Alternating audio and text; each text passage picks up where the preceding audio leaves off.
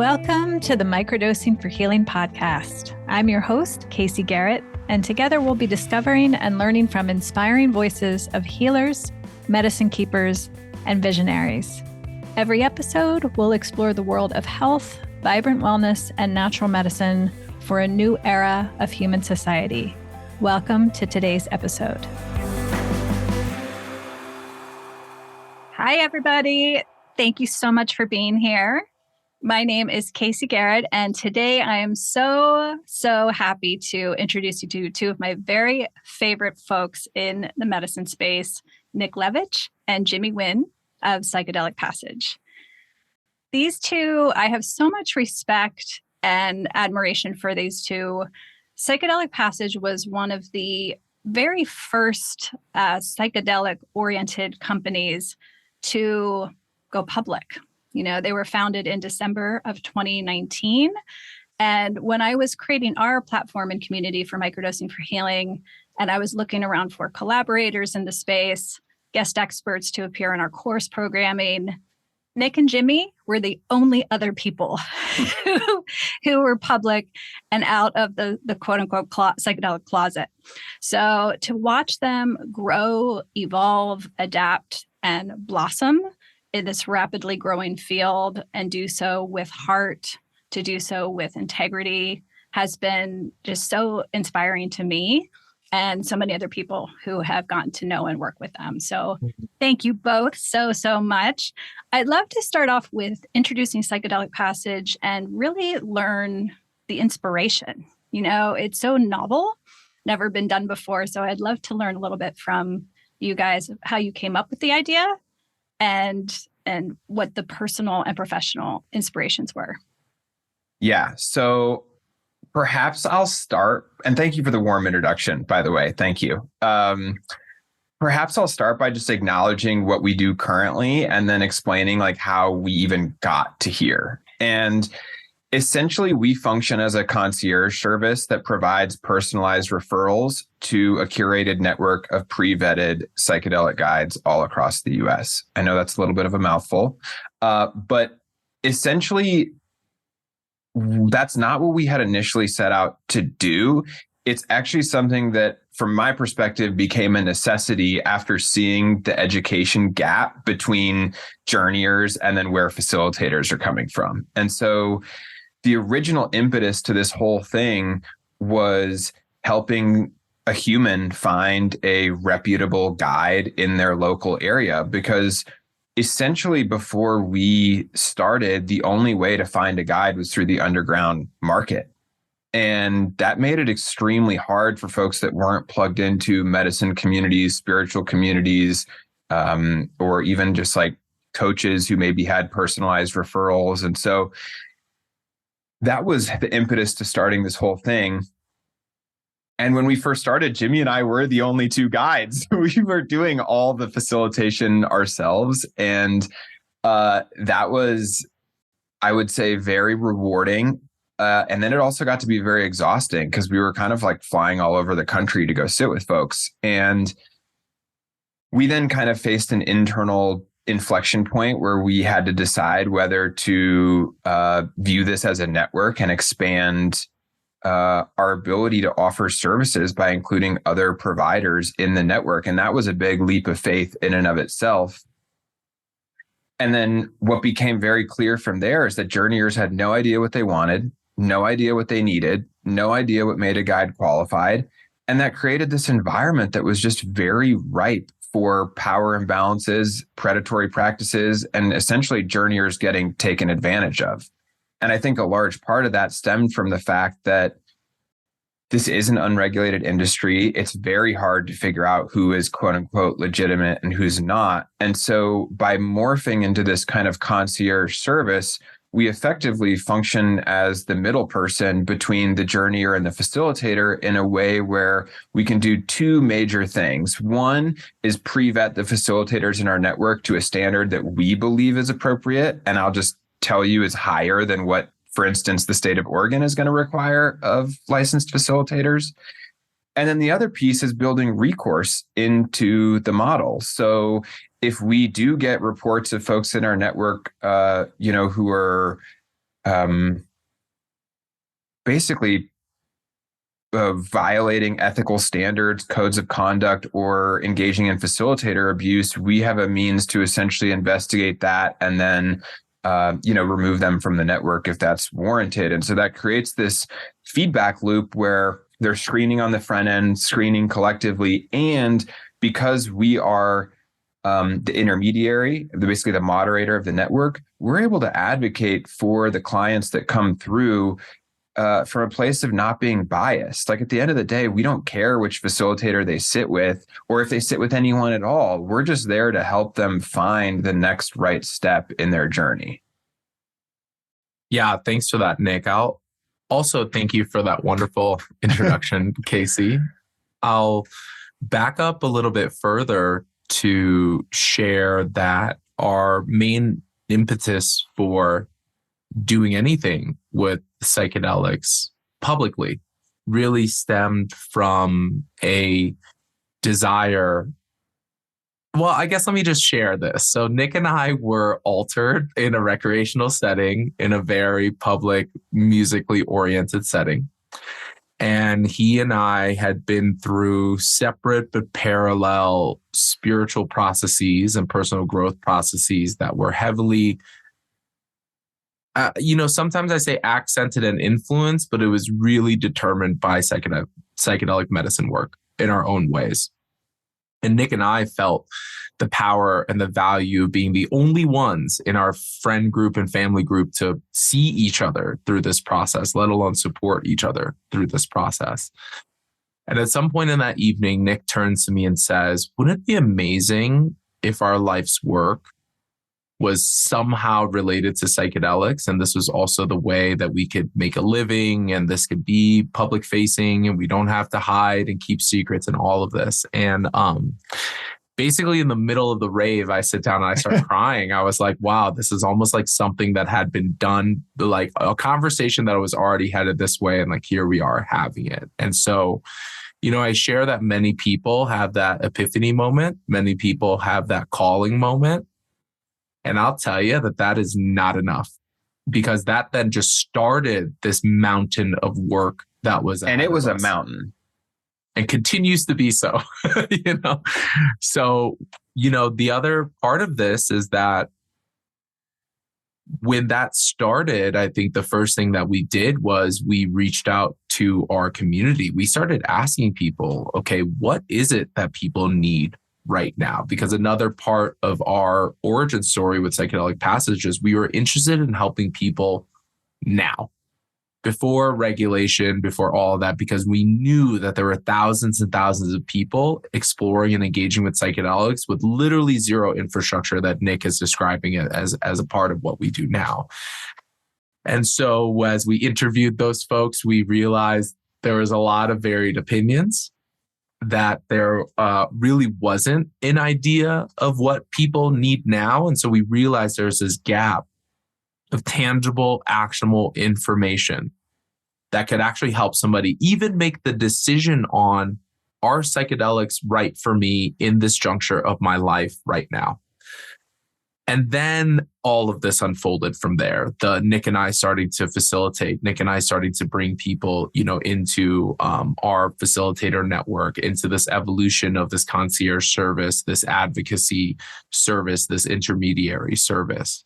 And the other really interesting thing about this is that Nick and I went through a whole conundrum on, are we allowed to do this work? Are we qualified to do this work? Should we go get coaching certifications? Should we go for mental health licensure? And I still think that very much exists today on basically who's allowed to do this work or not. And that opens up a whole conversation in the mental health realm, opens up a whole conversation in medicine lineage, and, inclusivity realm, in that inclusivity realm. And ultimately what we landed on was this question: does the medicine trust us? And can we continue to move forward in a way that continues to earn the trust of the medicine? And so ultimately we don't know, but we're trying our best to continually move forward every day in a way that the medicine, primarily psilocybin for Nick and I, and then accented by other, medicine, entities, medicine spirits, as it relates to psychedelics. And we're like, how do we keep moving forward in a way to keep earning that trust of the medicine? Beautiful. I appreciate that so much. I would love to hear your takes on, you're going into your now 4th year, right? And things have grown and changed exponentially in the last 4 years. And one of the great challenges, I think, right now in our field is to take a heart-centered, spirit-centered, business of service and fit it into business, like the capitalist framework that we exist in. And there's so many edges and there's so much friction. And so there's so many people moving into the space very quickly now who want to open a retreat center and want to open a business and, these different concepts. And it's a big challenge right now because we're trying to create future businesses, but we're here in our capitalist reality. So I would love to hear from you from a business perspective, kind of some of the growth and learning you've experienced over the last 4 years to maintain the heart-centered and integrity that you both possessed, but within the framework of a rapidly growing business at the same time. Yeah, maybe I can start with this, Nick, and then I'll see what you have to add, because it's a question that has a lot of nuance and a question that has a lot of layers. And I think that before we set out to do anything, obviously, when you hear my story about us that night, of course, there was a financial component. Can we have this sustain our living? Can we break the broke healer archetype? Can we combat against this, what's valued in our society, where if you buy a new car and spend $40,000, everybody's like, yep, that makes sense. But then when you spend $40,000 across a couple of years in therapy, people are like, you're wasting your money. And so we realized that there was a little bit of that combating against a social conditioning, essentially. And Nick and I, before we even came up with the name Psychedelic Passage, this is how early it was. We got together and we made some agreements. We were like, first and foremost, this organization never gets in the way of Nick and I. Like, our brotherhood and our friendship and all of that is first and foremost. And Nick had a history of working through organizations that were not human-centered and focused first. I had a history of working with many organizations that claimed to be human-centered and heart-focused, but actually use that as a tool for manipulation, coercion, and to rally the workforce. And so we very clearly came to each other and said, hey, now being founders of this organization, we have this opportunity to do it our way, which is no matter what, it's human first, human first, human first, human first. Then once we agreed with that, then it was like, okay, how do we use the tools that are available to us now? Because my whole thought about this is, I circle around this question on how do we bring medicine work to this society as it exists right here, right now? Because I think that there's this very romanticized idea of returning back to 200, 300, 400, 500 years ago, where medicine keepers and elders and, spiritually significant, members of the community are a part of the community. They're ingrained in the community. Maybe they live on the edge of community because they're going through that wild transformational, transmutational stuff on behalf of everybody else.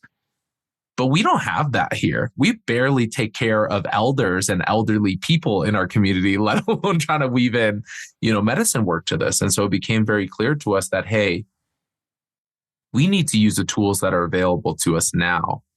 And so one thing that's an important distinction, I believe, between Nick and I and with our organization is that what's first? And the first is people and medicine, really. And I would argue which one is first or second or, whatever, depending on the day.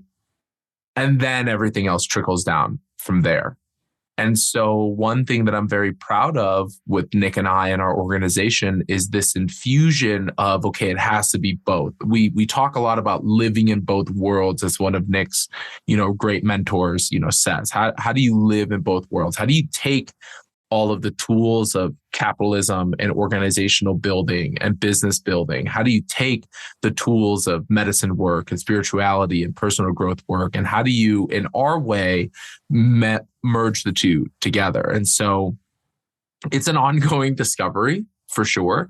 But I do think that in order to have a sense of quote unquote legitimacy, a sense of people taking you seriously, in this environment where there's new businesses and organizations propping up all the time with psychedelics, that you do have to have a sound ability to look at finances and to work a Google spreadsheet, or to think about a marketing campaign. And in our world, it's like, how do we effectively communicate to people that these services and things exist? And so I just wanted to speak on that a little bit, to that evolution on how we're here.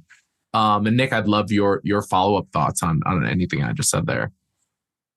Yeah, good context. And I also just want to acknowledge it's not easy, because, one of the things that we constantly wrestle with is accessibility. And I think there's a big difference between making things accessible and then the value that we think they're worth. Just recognizing that the recipients of this type of healing or clients are also subject to the societal capitalistic pressures, and that creates a disparity in wealth and a disparity in access. And this is just a very multi-layered thing. And it's one of the main reasons that we deliberately haven't sought any sort of outside investment. Like, everything that we've done has been bootstrapped and self-funded, and it inherently limits the pace at which we can grow, but it also allows us to do it in an organic way where we're not subject to the pressures of an investor who just wants ROI, as the only thing that matters. And so ultimately, I think what it's forced is, and we choose to do this, but it forces us to operate in a way where we can't cut corners. And when I think about, intention is one of the words that's often used in relation to medicine work. And really what it's required is that we set the intention that we're going to do what's right, even if it's the more expensive route, even if we have to spend a little more, even if we have to pick up the phone and spend more time with this other human. And to me, it sounds so cheesy, but I really think that's going to be one of the signs that dictates who makes it long term and who doesn't. Because the second the quality of care is diminished, people are going to go to the place where they get the quality of care that they want and deserve. And so it's this funny juxtaposition of like having a high touch, high care org in the midst of a capitalistic society that, for all intents and purposes, does everything they can to cut cost and raise prices. Yeah. I'd also like to add that the self-funding and bootstrapping, Nick and I didn't pay ourselves for about the first 3 years of this organization. And we had to source our income through our own direct facilitator work. It wasn't like Psychedelic Passage is paying us. And through that self-funding, through that bootstrapping, and we poured, a good chunk of cash of our own, profit into this organization. It's really forced us to slow down. And we have this desire to do this thing and implement this project and all of that. But it's actually been really miraculous that in that slowdown, things start to emerge. Problems start to emerge, questions start to emerge, dynamics within the industry that a lot of people aren't aware of start to emerge. And it's in that slowdown process. Like, we had this really awesome yet scary mantra for the first part of this, which was 1 week at a time. We're like, can we just do what's right in our service 1 week at a time? And then that extended out to like 3 weeks at a time. We're like, we have no idea where this is going, but can we move, 3 weeks at a time? And so that's been really helpful because we are, Nick and I personally, moving through our own relationship with capitalism. Might I also say our own relationship with colonization, because capitalism is a tool of colonization. And so there were many times where Nick and I were sitting there being like, we're the least paid people in our organization. Are we doing what we're supposed to be doing? Are we driving this mission that we're supposed to be driving? And then having to deconstruct that, within ourselves. And so, I was having one of the talks during the conference, I was talking about how, in order to dismantle these structures, if we truly want to dismantle capitalism or rebalance capitalism, I might argue. A lot of people actually think destroy it or, whatnot. I'm like, maybe it's a rebalancing. I don't know. We first have to do that process internally with ourselves. And it's very clear that, and it sounds rosy and exciting, it's really hard. It's really, really hard to do that. And one good litmus test that Nick and I have, I'm like, okay, are we living our principles? Are we doing the right thing? It's like, are we doing the stuff for ourselves? Is it painfully beautiful, this process that we're going through, And so it's challenging. Like I couldn't tell another person, okay, how do you find your balance in breaking capitalism or using capitalism or profit versus, all that? Like I don't have answers for other folks. I do know that what we're doing is the model that I hope to see more of in the world. And that's just our corner, like our little corner of the world in doing that.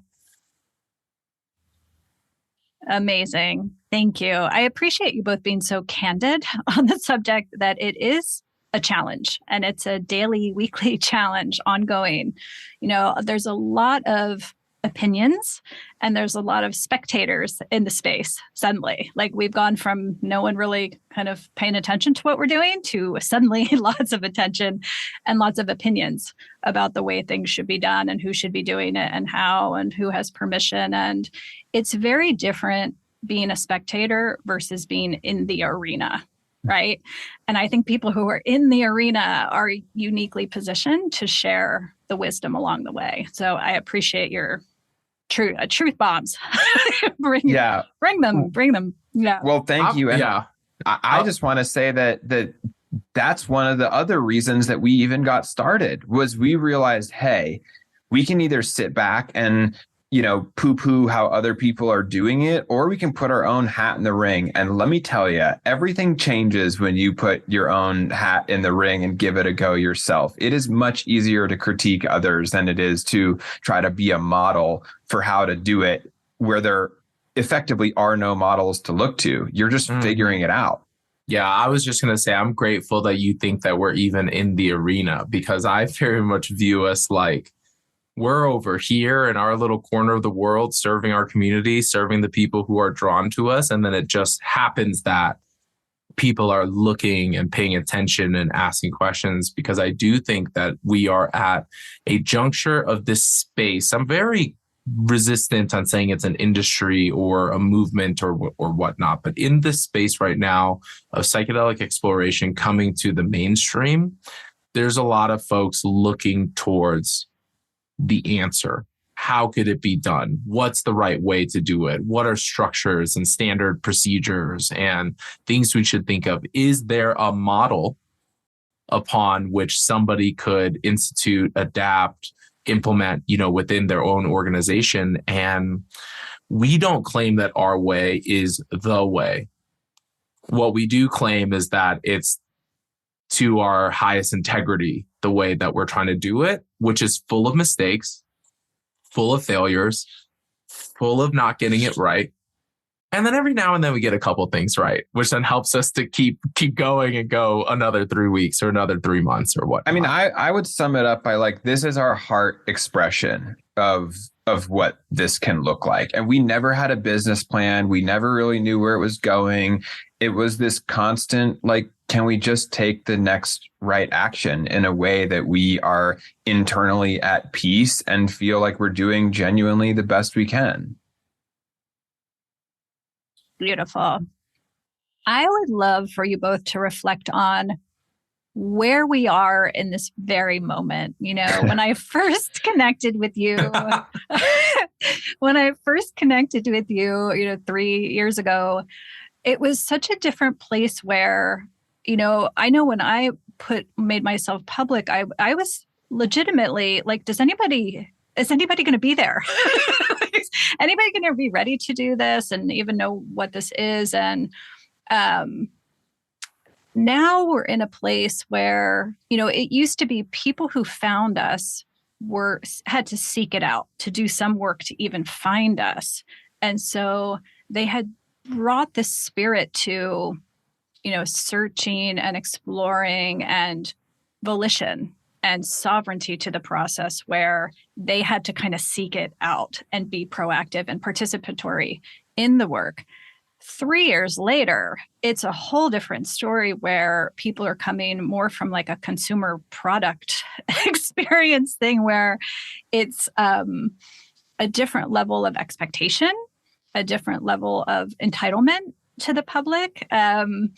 And I would just love for you guys to reflect on, given you've been part of the evolution over the last 4 years and seen it up close firsthand, where it started 4 years ago, where you see the public now, and any kind of caveats that you would like to share, as well as what are the really, heartening things that you're seeing from the public. Mm.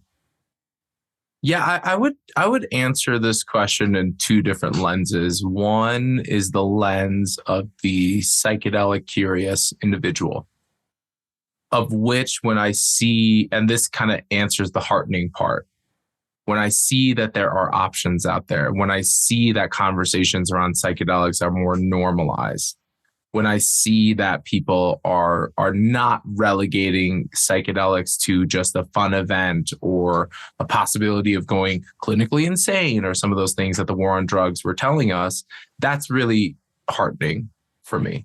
Like, that's really amazing to hear that, somebody who didn't have access to these things now do.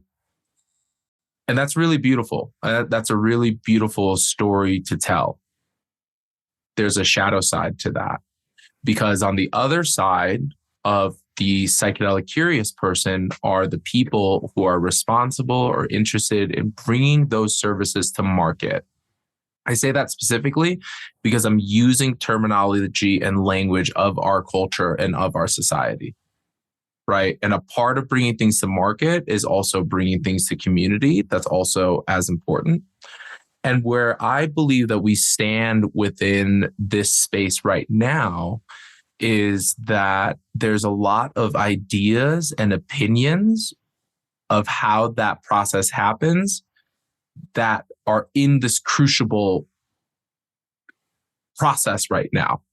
Things are being tested. We're going to see what works and what doesn't work based on these ideas. And the other thing that I see happening is this race to plant flags. This race to say, hey, I have the best nutraceutical supplement that goes along with microdosing psilocybin. I have the best proprietary model for a non-psychedelic substance-oriented altered state of consciousness. I have the best model for psychedelic facilitation. I have the best model for how psychedelic assisted psychotherapy works. And if you're listening to me, this is colonization. This is planting flags. This is like, I'm claiming that I know better. And this is, and that's also the spirit of entrepreneurship, right? And so it's both. There's a shadow side and a light side to it, where a lot of that can be great. The Wilbur or the Wright brothers wanted to fly a plane and get that thing off the air. But then they had to go through a lot of heartache and heartbreak to do it. And I'm sure that there are other people who are like, they stole my idea, or they, so on and so forth. And so we're kind of in that similar place. And one thing that really became clear to Nick and I, we were at the Psychedelic Science Conference last week. Or feels like a lifetime ago. Yeah, it feels like a long time ago, but we were there. We were physically there. And we kind of looked at each other and we were like, how many of these organizations do you think will be around in 5 years? And we kind of looked and we were like, 70% of them will be gone. 70% of them will be gone. And I think that that's both chaotic and good. Because what is happening here, in addition to this, my idea might really set out to help folks. My idea might be the best way to do this. What's also happening is gatekeeping. Because what you're saying is if these are the ideas that are prevalent here, that then invalidates all of these other ideas. And so that then becomes really confusing to psychedelic interested folks when you have 20 companies that are saying that this is the proprietary method, this is the best way, and this is founded in research, and this also respects the medicine. And like we have this all dialed in and figured it out. I think that's the other thing that's happening in this industry right now, where a lot of people are claiming that they have it figured out. And I don't think people even know what questions to ask, let alone figure it out. And so we're just in this funny thing. Like I almost equate our organization and the and where the psychedelic space is right now as the awkward teen phase.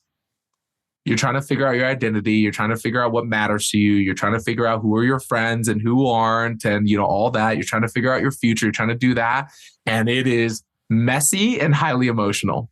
And so I would say that we are in the awkward teen phase of the psychedelic movement right now. Yeah. I want to touch on one thing that became very apparent to me as we were maturing in our own organization and also just watching what was generally happening across the space as a whole, which is more and more options become available, which on one hand is awesome, but the paradox of choice is so real. And so I think about something which may be more relatable to some folks, which is like finding a therapist. In a lot of ways, that mirrors finding a facilitator. And you're like, okay, there's hundreds of thousands of providers. How do you choose? And ultimately, the burden falls on the consumer to know what they're looking for, to know what they're after. And that's a high, it's a lot of responsibility for the consumer to hold. And then the flip side of that is, how do you as a facilitator or as a therapist, whatever you want, however you want to think about it, differentiate yourselves? How do you, because at the end of the day, we do have to put out our little bat signal that says, hey, I'm over here and I'm taking clients with this specialty and this is what I'm good at. Like, even if you're not jamming your services down someone's throat, you still have to, there's still this element of attraction. And so it became very clear to me that there had to be an element of helping consumers navigate this because it is so chaotic and there's so much choice. And for a lot of people, that results in overwhelm. Oh, and by the way, these are vulnerable populations, many of whom are disconnected from their intuition, don't necessarily function that well, and maybe can't even get out of bed. Oh, but you've got to make the determination of who's best suited to care for you. That's a lot of responsibility to put on someone who just wants to heal. And then all these facilitators, we were like, well, how are they going to grow a private practice? If everyone's got a website that's, hey, I'm Joe, the facilitator, and I offer prep, ceremony, and integration. How is anyone going to determine what differentiates you from Sally, whose website says that she offers the same thing? And so that was another thing that we wanted to be able to offer to facilitators is like, hey, we'll vouch for you in the sense of like, we'll prop you up on a pedestal so that you can have a sustainable private practice, provided that you're acting in the best interests of the client and the medicine. If that, for whatever reason, wavers or changes, we'll just address it at that time. We have to address it in real time because, sometimes we have a client of a facilitator who reaches out and it actually goes towards restoration and repairing of the relationship. And then there are times where we investigate something where like, oh, this is clearly something deeper and something more. And, to what Nick is talking about, it's a really tall order. It's not so simple as saying, here's the story that every psychedelic practitioner is going to have. I went through my own trauma. I had a calling of the medicine to do this work and serve people. And my practices are built on the best, standards out there that weave in, lineage medicine work and, clinical trials and studies. And I've been doing this for a long time and I've been supporting people. And, I think that for a lot of people, practitioners, that's very valid. I also know that that's the same story that every single person's going to have. So how do At you least most of them? Yeah. How do you differentiate that? How do you know if somebody had a direct calling from medicine because of that the medicine respects and trusts them versus a manifestation of ego? It's really hard to tell. It's really hard to tell until you're already in service with them. And I argue at that point. And then the true colors usually come out. 100%. 100%. And I think that's why this role of this kind of like moderator of this network has become so pivotal to what we're building. And we didn't know how important that was until we were already in the work. Because at the end of the day, someone can do 50 ceremonies flawlessly and then just blow it, right? Like this is about a real-time feedback loop, not a, hey, I got licensed and now I'm forever green carded and clear to move forward no matter what I do. That's not how this works. You constantly have to be acting in integrity. Yeah. And I think that this is, one of the things that at least I realized when we were at this psychedelic science conference is I thought, oh, this was a psychedelic passage problem. We have to figure out what to do with facilitator complaints and review processes and all that. No, it's actually an industry. Well, we're not going to use that term. It's actually I'm not going to use that term. Use whatever term you want. It's an industry-wide problem. Like industry denotes that there are common standards of service that already exist, and we're not there yet. Right. That's why I don't use the word industry. Yeah. But there are some other providers out there, and it's very clear to me that nobody's figured this out yet. I mean, I'm located here in Oregon, and I went through this whole process of looking at the OHA website to see if they have a formal complaint filing process, to see what their grounds for removal of licensure were going to be. And I found nothing. And so I'm going, okay, so the state of Oregon is going to have, call it 500 licensed facilitators by the end of the year, many of whom have never even journeyed themselves before. So just little caveat there. But then what's going to happen when the state starts getting complaints? Like, these are so nuanced. And the only reason we know is because we've had to work through a couple. And so I just have a lot of questions around how this is all going to unfold. And if nothing else, it's made me so certain that this role of like a oversight independent body is so important, because we're all human. And at any given time, we can make a mistake. We can let our shadow get the part of us. We can have an off day. And what do we do with that? Because there is a human on the receiving end, and it's way different than going to a restaurant and having a bad meal. You now have potential damage done to your mental, emotional state because of a facilitator misstep. Mm-hmm. And so these are, mistakes or missteps that have very large implications to the receiving party and to the facilitator. But it's just important for me to name that, because I'll tell you right now, of all the people we talked to at that conference, only one person brought this up to us. Everyone else was still focused on the, let's all take psychedelics and heal the world and whatever, which I appreciate the enthusiasm, but it's a very limited view on the actual implementation of what's happening here. I love that. It's such an important topic. And I think it's one of the edges I spoke about when we try to place this work into modern industrial frameworks. I think we're moving from a time of, especially in the healing arts, transactional to relational medicine. Mm-hmm. And I think that was one of our great learnings over the last few years in our microdosing community. So when we first started out, people established, we worked with a lot of beginners, and they establish a relationship with the medicine with microdosing. And then invariably they become curious and want to do deeper work with the medicine. And at the time, the only frameworks available were, just like the traditional Western medicine, where it was pulling a name out of a framework, a list, a directory. These people have these degrees and these qualifications, and they're in my geographic area. And very quickly, that sounds right, to our conditioned minds. But in the actual real life practice, it didn't work at all, because very frequently the right guide for you has going to be nothing to do with who's close to you. They're not interchangeable.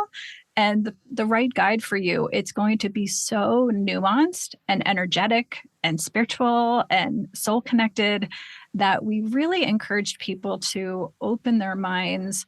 And especially for your first journey, this is going to be, a once in a lifetime experience, and one of the most profound experiences of your life, perhaps.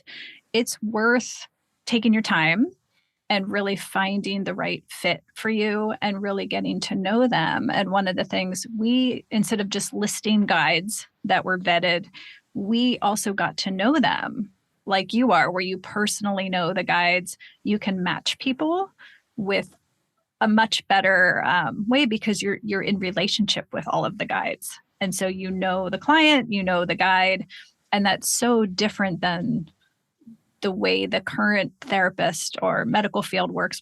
Who's covered by my insurance? Mm-hmm. That's how people. So what I hear you saying is that convenience is actually not the number one factor to select a guide. Exactly. Mm-hmm. Yeah, it's just interesting because what we tried to solve is the accessibility component as well. So how do we hold this level of accessibility, knowing that not everybody can travel 6 hours or take a week off to go to a psychedelic science conference or to spend the time to do that. So knowing that location and geography is important. It's not the main factor. It's important. And then at the same time, connect somebody to somebody who we personally vouch for, essentially, is what it comes down to. And then how do we balance those two?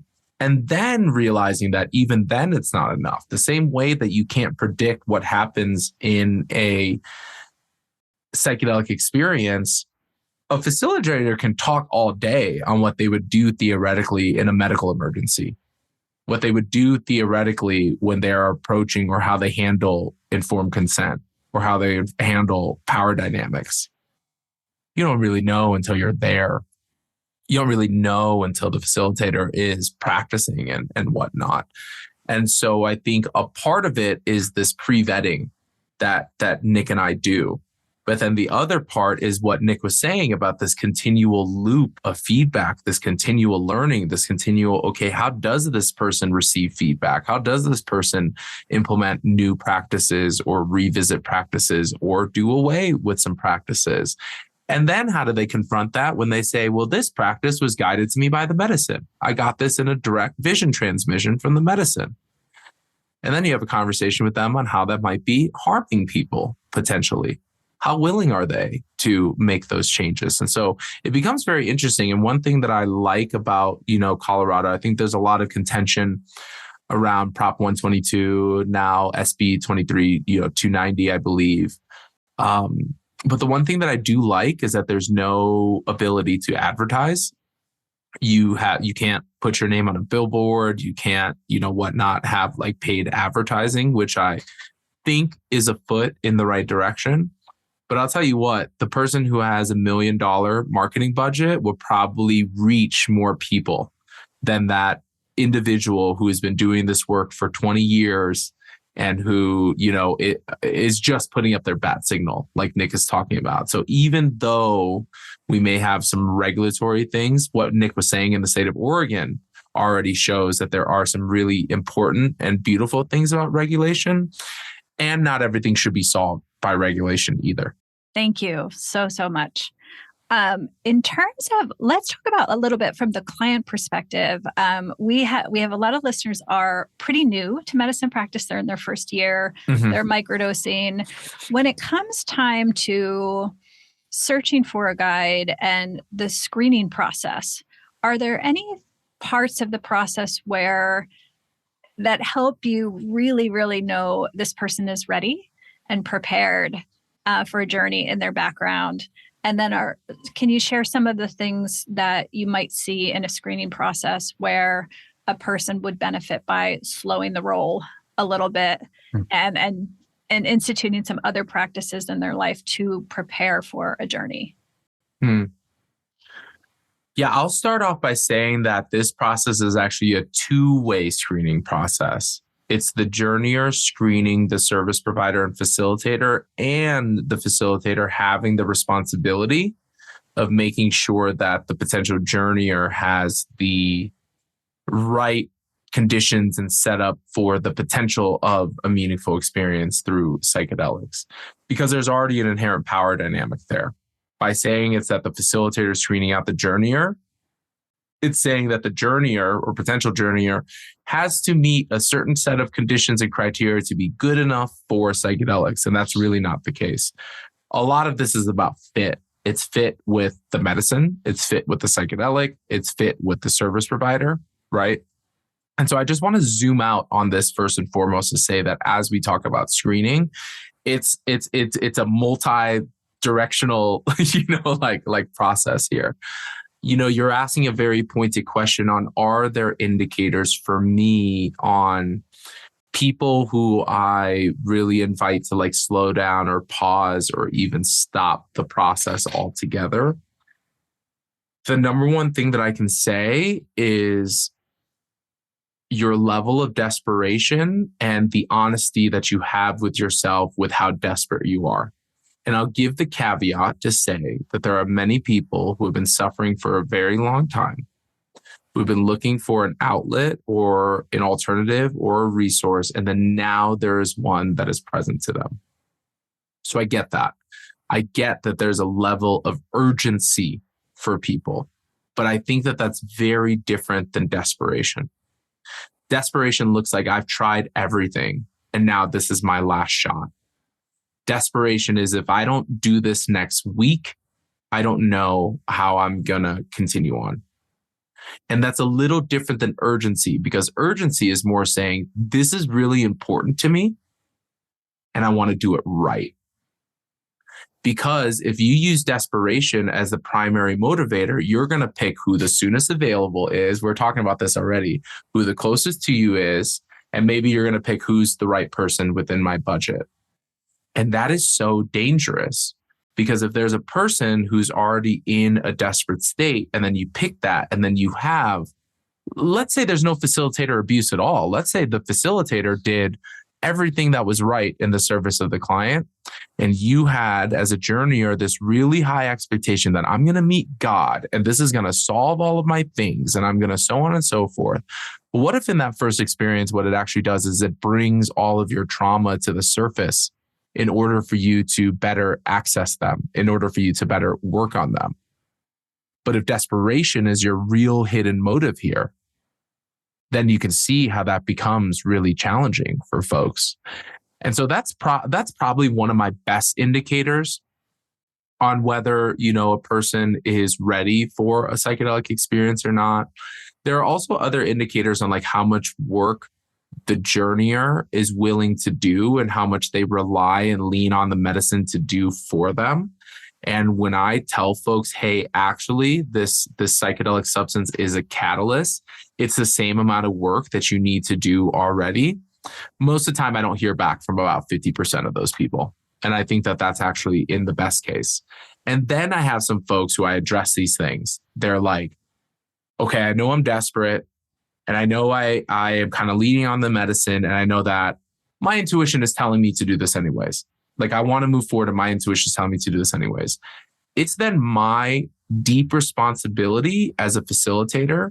The best times that I've been in service to somebody is actually telling them, no, I can't move forward and work with you. And here's why. It's because I care about you. It's because I worry what happens if this experience doesn't meet this vision that you have in your mind, because I want you to be around. And I want you to be, I'd rather you be here in 3 months being like, no, Jimmy, you were wrong in telling me to not do that. And I'm like, great, I'm wrong. And then that 3 months has given you a little bit more time. And I've actually had people reply back to me and be like, hey, thanks for having that conversation with me. I didn't realize at that time, but I did need to slow down. a little bit.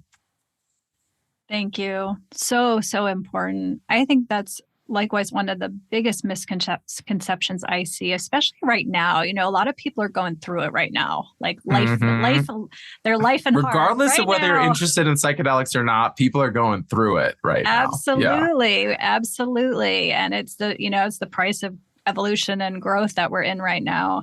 And one of the biggest misconceptions I see is people are in this state of desperation. They're in the thick of a breakup, or they're in the thick of grief, of loss, and they want to do medicine work to save them from their discomfort. And, one of the things I tell them, it's the medicine is likely not going to save you from just your discomfort. It's going to show you the truth of your situation more than it is going to rescue you from it.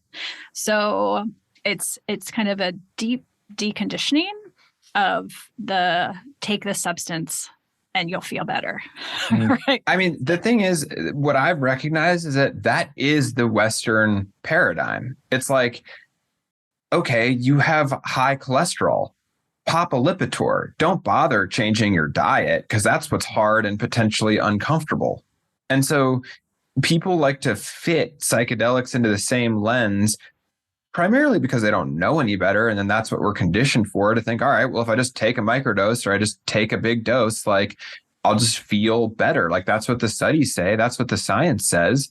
But what nobody's talking about is this very real destabilization process that tends to occur that causes you to question everything. And it's like, that's a challenging place to be, especially if you think this is a passive healing process. And in reality, it's probably the most active healing process anyone can engage with, because it extends far beyond the actual medicine ceremony or dosing session itself. And even if all of those conditions are right, even if a doctor is telling you, hey, take a Lipitor, and also you need to look at your diet, and you need to look at your physical exercise, and you need to look at your work environment that's stressing you out. Even if there was a patient who is minded to do all of those things, you're still confronting all of those things in society that are telling you that fast food and convenience is the way, that the patriarchal model of like working hard to burn out, you got to work harder to go get what you want, to go earn what you want. And so like, it's not an even playing field, even if you were minded to do all of those things. And I think it's really akin to psychedelic work as well, which is like, sure, you can go through this transformational. We actually see this all the time. Sure, you can go through this transformational process, but if you don't bring any of this back to you into your regular life, then you're going to be feeling right back where you started 3-6 months ago. And so it becomes this tricky thing. It becomes this aha moment for a lot of folks when they realize, oh, shit, this isn't a magic bullet. I do got to confront all my stuff anyways. I mean, we ended up recording a podcast episode solely on what is the work, because people didn't even have a frame of reference for what could possibly be required before, during, or after an experience, because the psychedelic is truly just the tool. And at the end of the day, it's what we do with it and how we use it that dictates the outcomes. And I don't know if we've mentioned this in the past when we've chatted, Casey, but like a perfect example of this is that folks that engage with one of our programs through a facilitator in our network, they prepay for integration, and people don't use it. They just decide, I don't even know what's going through their mind, but like they decide, no, I'm good. I don't need this.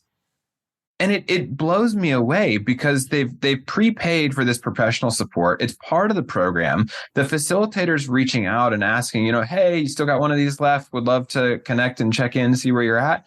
And people just bail. They leave them on the table all the time. Yeah, I had a client who went through that process, and then 8 months later, they messaged me in crisis. And then I was like, hey, I'll do free sessions and whatever, but like, you're at the same juncture again. And you have to choose. And whether it's with me or not, you have to choose whether you're going to continue to do this work again. And I haven't heard from them since. It's probably been about 7 months from there. And I still send them a lot of love and compassion and support, knowing and trusting that that might be their process also. Like, how much are you going to sweep your stuff under the rug until it like turns into a shit pile and then you're tripping over it all the time, you know? But I really do think that it is, also an indicator when we're talking about, okay, what are the conditions for me to know that I'm ready for a psychedelic experience? Are you ready to take radical ownership and accountability over your process? Because there is no external thing that would do that for you. And then how honest are you about your resilience on if it is more difficult before it starts to get better? Because I think that a lot of people are, and very rightfully so, looking for relief. And I'm like, are you looking for relief or are you looking for true healing? Because those two things are very different. Right on. If I had a mic, I'd drop it. But it's on a stand and it's hooked up to a thing and I can't. And I'd break it. And so I'm not. Oh, I love it. I love it. So my next question, I'm super excited to ask you both your opinion on this. And I will couch this and say I'm very biased, of course. I would love to see, now that you have, years of experience behind you, the difference between when people take the time to lay the foundation of relationship with the medicine through microdosing work prior to doing the high dose experience. I will say briefly, like, it has been unequivocal witnessing the difference when people practice first. For some people, it's weeks. If people have a long history of personal development work and contemplative practice, spiritual practice, it might just be a few weeks of microdosing to connect before the journey. Other people, it's laying the foundation for a year, a couple years with microdosing and other development and contemplative practice. So we've noticed it's a night and day different in when they ultimately journey. So I'm so excited to hear your take on this. When people come to you, do you frequently advocate beginning with microdosing for people prior to a journey, and any other reflections you have or anecdotes you have about that experience? I'm happy to start with this one. I think one of our core values is empowerment. And so one of the things that we focus on is giving people choice. And so I would say that we don't necessarily advocate for microdosing, but we offer it as a choice with the full package of informed consent that includes risks, benefits, trade-offs, things to consider, et cetera. And it's like, it's actually one of the first pieces of things people see when they get to our website is the opportunity to download a microdosing guide. And I have a hunch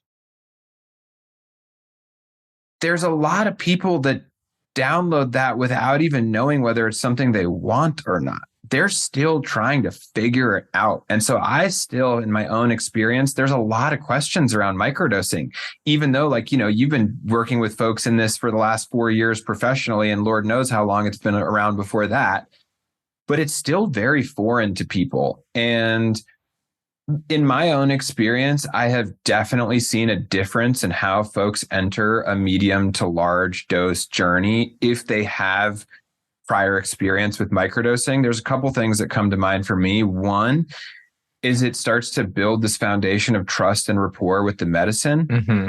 Because a lot of people, when they're heading towards a high dose journey, are trying to figure out, like, how does it work? How am I going to feel? What's this going to do to me? How will I know if I'm feeling it? Microdosing helps alleviate a lot of that, what I'll call like pre-trip anxiety, in the sense that, like, oh, I kind of understand how these things work in my specific body. I know they're not here to hurt me. Yes, they may stir the pot a little bit, but there's this sense of like allyship that's very different, and I think can inspire a sense of trust when moving into a higher dose journey. Because I mean, they're going to take, 50 times the amount of medicine that they're taking in a microdose, but at least they have some understanding of like, my body responds well to this. I kind of understand how it works. And the other thing that I notice is it reframes this whole healing process, because anyone that's had a go at microdosing can probably acknowledge that there are some days where you feel like you're on top of the world. And there are some days where you're like, God, I thought I worked through this already. And here it is again. And so it's not this like super linear thing, but it reframes that, oh, the high dose is probably not going to be super linear either. And I may feel worse before I feel better. But because I have my relationship with the medicine, there's this trust that it's all going to unfold exactly how it should. Yeah, really well said, Nick. I think the other things that I would add to this is that so much of this is about framing in our society, where I actually think a lot of the process around microdosing is really misunderstood and also not delivered well as far as the messaging around what microdosing is. And so there are very few people who talk about building a relationship with the medicine, as Nick said, via microdosing.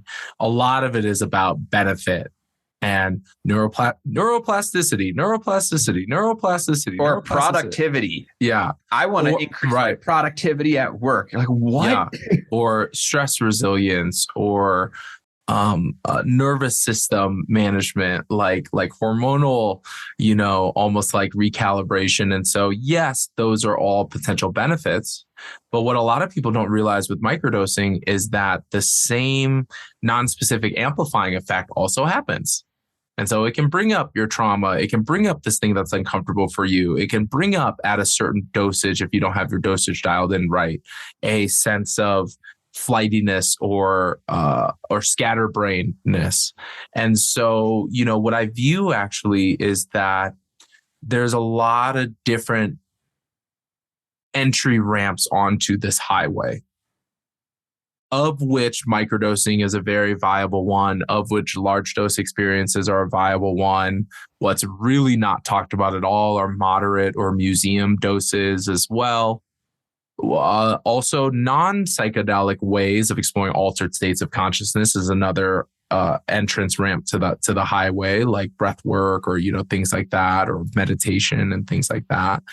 And so I think it's really actually more about the reorienting on how does this all fit together, because what our industry has done is you got to choose microdose or macrodose. That's it. That's your choice. You got to choose. And then I get plenty of people who in their intuition, they're like, you know what? I need a deep dive. And I want to start my first relationship with the medicine in the deep dive. And I'm like, you know what? I honor that. And let's go through this process to see if we're a fit or not. And then for some other folks, they are talking a lot about what Nick is talking about. We're like, I kind of want to dip my toes in a little and see like what's going on here. And so I'd probably say it's a pretty even mix. I think that we have like a third of folks who come through the Psychedelic Passage network who are just like, maybe they're a one and done. Maybe they're like, I've decided that this is my one shot with psychedelics and I'm not going to really engage with psychedelics after that. You probably have another third of folks who start with microdosing and then move into macrodose kind of territory. And then probably the other third start with macrodose and then likely move into some type of microdose. That I think is what's been most interesting to me is the amount of folks that have no prior experience, go straight into a ceremony. And then afterwards, they're like, cool, now I'm ready for microdosing. And I really wasn't expecting Me neither. to happen to that extent. But it's a thing. It's definitely a thing. It's definitely a thing. So I guess my message here is that if you are a microdosing practitioner, figure your shit out. Because there's a ton of people who say that they're microdosing practitioners and all that, and they're just like making it up on the fly. And so what's also happening when we're talking about the lack of standardization in this space and in this industry is the same for microdosing. Like I can imagine that your program is effective, not just because of the microdosing. It's because of the intentionality and the care that you're putting into this cohort. It's because of the education that you put around it. It's because of okay, I'm Casey Garrett. I'm sitting here. How do I want to develop this program, which I think is the most effective? And I really think that there's a lot of folks out there who claim to be microdosing practitioners who are really just drug dealers and don't have that extra layer of stuff around it. And also, hey, I'm not going to beat you up about it. that's what you want to do. That's what you want to do. But like, what's your intent? Is your intent to spread as much medicine around as possible? Or is your intent to actually support people? Because again, there's a difference. Yeah, I very much appreciate those views. And both of you, just what you said, emphasize the fact of how individual this process is. It's almost impossible to create models based on scale and volume and scalability and like cookie cutterization and standardization, because it is so, so unique. And I have seen that too when people often, it's a very common question for people to come who are brand new and say, should I macrodose or should I microdose? Tell me. And the answer is often frustrating because oftentimes I answer both, both have their place and probably both if you engage, but microdosing is just opening the door. We are opening the door in our 6-week programs, and even in our 6-month program, you are just starting to lay the foundation. Other people, like you said, we very much benefit by doing that deep dive who need a deep reset, and then they're ready to do the microdosing. So I think programs that really allow for spaciousness and individuality while holding a safe, structured container, we have found, like you guys, we've very much learned along the way, and we have evolved real time, week to week, based on what we're seeing and what people are needing. I know for myself from here forward, I've been really drawn to create more programming, Jimmy, for all the many, many, many people who want to become microdosing coaches and mentors. Great. I was hoping somebody would be looking at this. So. Yeah. So we have a course now called Emergence. That's a 5-hour mini course for healing artists. It's designed for healing artists, but also citizen healers who feel called to share medicines with their friends and family and community. So it covers all of the basic things that we have learned after we've had, right now, to date, we've had about 750 people through our program. And I have learned so much by witnessing things that I didn't know 3 years ago that you can only learn by doing.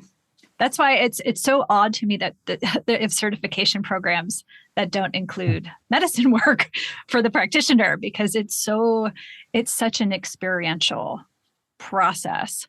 And you can really only learn by witnessing yourself and witnessing others over many, many years, before you're even ready to like begin doing this work. So I am very, very interested and passionate in supporting other, particularly healing artists who come with a foundation of service, and backgrounds of healing, to how to weave the medicines into their work to get people on the path and support them in a very intentional, mindful, reverential of nature way. It's funny to hear, because I'm so immersed in our community, and our work is very, very, very few people come to us for the work, brain hacks and work productivity. It's interesting to me that that's still the messaging being put out for microdosing, our community. Yeah. I mean, it can be that. That's just a thing that people understand the most. But then when you talk to people about, hey, a microdose can actually help you uncover some deep trauma, some repressed trauma, they're like, that doesn't make sense to me. How does that work? Or like maybe they don't want it. Right. And, you were saying something, Casey, about how microdosing really just opens the door.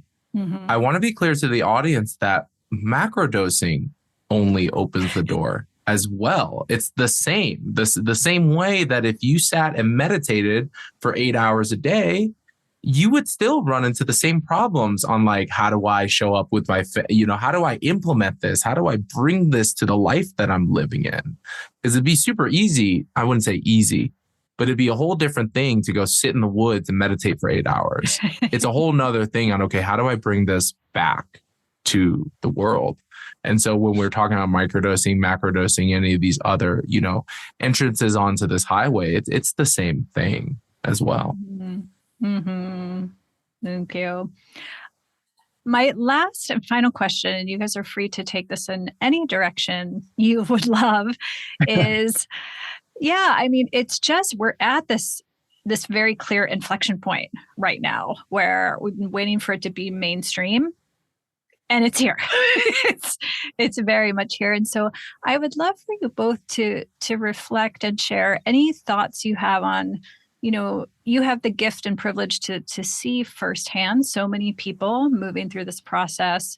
You also are very aware of what's going on in the industry. So just any thoughts or reflections you have on your hopes for the field, your vision for the field, and also maybe areas that you see us potentially kind of going, off the rails a little bit in the field. I'm just taking a moment to reflect on this. It's a good question. I can start with something. This is purely an opinion of mine. It's not going to be pretty. It's not going to be pretty how this is all going to unfold. There's going to be just as many people harmed from psychedelics coming into the space in the way that it's moving as there are going to be people who receive benefit and healing. And I think in my own mind, I have this rosy idea that like if psychedelics were just able to be accessed and acknowledged and honored, that that the world would be better and people would start to wake up and people would start to heal and address their traumas. Yes. But we are very flawed humans who have a very flawed and limited way of thinking. We have funny ways of how we interact with each other. We have funny ways on what ideas emerge to the surface when we think about groupthink, when we think about normalization and social conditioning. And so, the one takeaway that I've had with really just coming on the heels of the Psychedelic Science Conference is that I have completely removed any idea that this is going to be a harmonious and collaborative and rainbows and butterflies process. I'm very clear that it's not. And I think any point of human evolution has not been like that. If you look in our history, right, of which version of this modern human arises to the top in our hunter-gatherer phase or, whatever. When we think about all of the things that had to happen in psychiatry and therapy over hundreds of years, right? There are many experiments that happened without ethical consideration and all of those things, right? But those things are tucked away. Then we're like, oh, we got EMDR now. We got all this new stuff. But then we forget that a lot of that were actually experimented on marginalized populations and will continue to do so. The amount of times that I heard, I have a client that was a phase 1 MAPS trial participant and received a lot of benefit. And they're sharing that they felt left high and dry. They don't have community now. They don't have a connection to the other trial participants. And meanwhile, this is touted as, hey, look at all the beautiful stuff that we did for these people and for the advancement of MDMA. That individual didn't even get a response on the scholarship application that they sent for the conference. Right. And so when I'm looking at this stuff, I think that there's the rosy on the surface of what's happening here. And then there's kind of this underbelly of what's really happening here, where I do see Black and brown people kind of getting tokenized a little bit. I know I'm a pretty ethnically ambiguous looking person. I almost vomited the amount of times that I just had people walking by bowing to me and thanking me for my lineage and thanking me for my, for my role as a medicine keeper. And they know nothing about me. And I'm just walking through a conference wearing street clothes, And so I think that there is this romanticism about psychedelics. And the sooner that the people who actually really care to progress this in the psychedelic space does away with that romanticism, the sooner we can actually confront the real problems that are going on here, because there's a lot of problems. There are a lot of problems. And I don't want that to overlook a lot of the beautiful things that are happening. There are also a lot of beautiful things happening, but I call it the psychedelic halo effect. Much easier to talk about hey, here's how we're supporting veterans, because there's no politician out there who would say anything anti-veteran, right? But at the same time, I think that there's a lot of veterans out there who aren't getting support and aren't getting help and don't have the cohesive 6, 8, 10-month program to support them in the right way to move through psychedelics. And so it's this funny thing, because there's so much beautiful stuff happening, which in that psychedelic halo effect, the marketability of psychedelics, we then overlook or want to brush under the rug all the bad things that are happening. But it's actually in addressing the bad things, can we create solutions for them? And so it's messier than I had imagined in my mind, especially over the next 5 to 7 years. Well said. The word that comes to mind for me is discernment. And my hope is that clients, journeyers, psychedelic curious folks start to use a level of discernment, because this is once again my perspective, my opinion, but we live in a culture where we think that if someone's licensed, they're inherently legitimate. And I am here to say that state licensure does not make anybody inherently qualified to do this work, nor does your mental health degree, nor does your social work degree. Like, there are a multitude of factors that, in my opinion, are required to make someone truly adept at this work. And unfortunately, it's not just licensure. And we like to think that that's enough in our culture. Oh, you're licensed, you're legitimate. That is just not how this is going to work. And the other place in which discernment comes up for me is when we start to see these adverse experiences, when we start to see facilitator abuse, when we start to see ethical violations. Are we as a culture going to say that this is a medicine problem? Or are we going to say that this is a human problem? Mm-hmm. Because the medicine's been around forever. The medicine to me is not the issue here. It's around how we're engaging with it, what those support services look like, what's the standard that's being held there, where's the accountability? And so my hope is that when we see these adverse experiences, we can go, what went wrong? What can we do better? Not psychedelics are bad, because that's what we've done in the past. We've already been down that road of psychedelics are bad. We know that there's more to the story than that. That's not the complete picture here. And so for me, what this is highlighting is the importance of proper support. And just to say it again, licensure does not mean that you're inherently going to get sound support. Mm-hmm. I love you too. We love you too, Casey. I could talk to you too all day long. No, I just want to again reiterate, I have so much respect for you too. And especially when you are trying to navigate building something with expansiveness and impact and accessibility and visibility, and at the same time, stay true. Stay true to the medicine. Yeah, it's hard. It is. And it is a noble challenge though. And I just, you two have been doing it beautifully, even week to week. Thank you. Yes.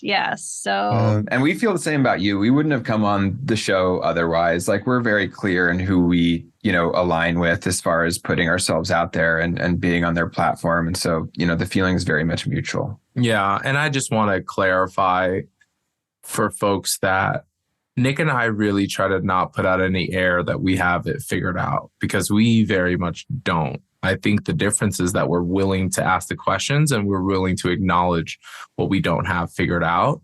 Where I think the pomp and circumstance in this environment is that it's very attractive for people to claim that they have it figured out in the psychedelic space right now. And we are actively trying to solve on the things that we care about. Like when I look at our facilitator network and see that it does skew predominantly cisgender Caucasian, and then I have to make that choice on, okay, what's more important right now, representation and diversity, or me being able to sign off on every facilitator in the network, acknowledging that there's a reason why there aren't as many BIPOC facilitators out there, acknowledging that that starting line has way more hurdles than maybe somebody who is college educated or so on and so forth, or had the ability to experiment with psychedelics with these social buffers like I did in college, And so we don't have it figured out. We really, really don't. But I think what we're trying to do is that in our humility of saying that we don't have it figured out, but we're trying to, I really do hope that that invites other people to be honest with themselves on their own process of what they know, don't know, and what they need to figure out. Thank you both so much. Appreciate you. Yeah, really grateful to be here. Yeah, thank you. Thanks, everyone. Thank you so much for joining us today. I'd love for you guys to wrap us up by letting us know how people can find and follow you. What platforms are you on, and what's the website URL?